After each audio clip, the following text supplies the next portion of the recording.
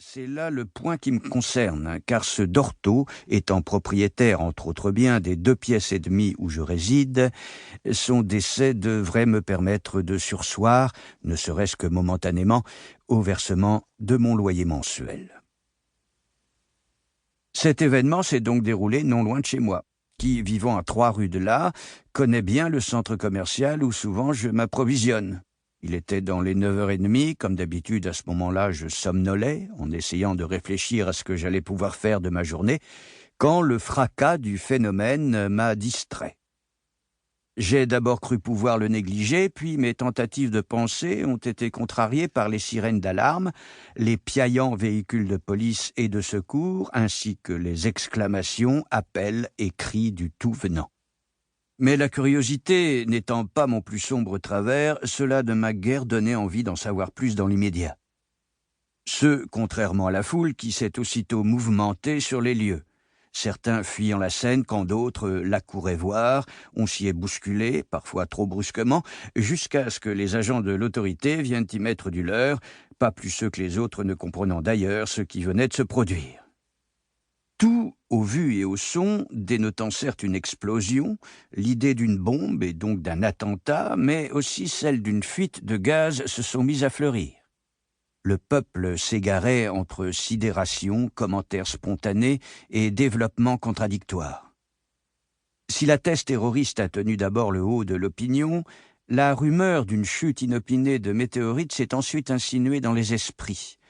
De telles choses se produisent et les exemples abondent. Il a fallu attendre que les médias s'en mêlent et nous annoncent enfin que, revenu des espaces infinis, c'était un gros fragment de satellite soviétique obsolète qui venait d'écraser le centre commercial d'Auteuil. Comme il en tombe sur Terre à peu près tous les jours, sans que nul ne le remarque, hormis les spécialistes.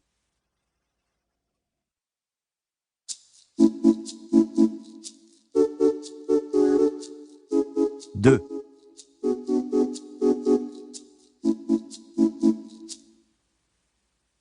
L'opinion sous-estime ces éventualités.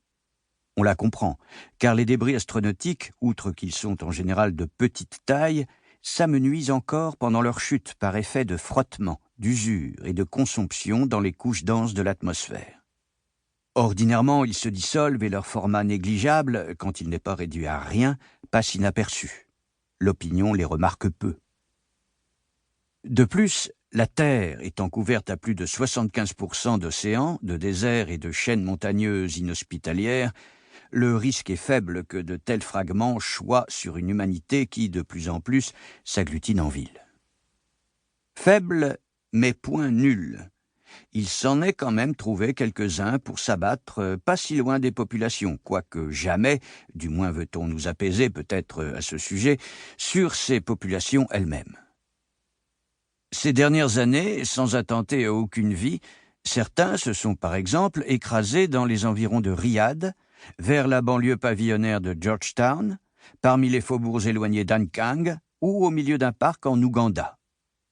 Quant à leur nature, elle est assez diverse, pouvant consister en simples sangles, menus éclats de peinture ou rivets érodés, mais aussi plus volumineuses en réservoirs d'hélium, turbopompes, tuyères ou sas d'arrimage, voire étages entiers de véhicules périmés. Si l'on peut s'étonner que ces chutes de déchets spatiaux provoquent si peu d'accidents fâcheux, on peut aussi les supposer amenés à se multiplier. Car après les quelques 5000 lancements consécutifs à celui de Sputnik 1 en 1957, ce sont à peu près 7000 tonnes de matériel qui orbitent aujourd'hui dans la voûte céleste au-dessus de nos boîtes crâniennes. Et ce, dans ces dernières, afin d'alimenter nos cerveaux en informations diverses et, naturellement, de mâcher le travail de renseignement sur nos personnes. Des 20 milliers d'objets qui se promènent ainsi, nous surplombant en orbe, on est en droit d'imaginer que les 3/4, ceux qui évoluent à moins de 1000 km d'altitude, retomberont un de ces jours n'importe où, pourquoi pas à tes pieds.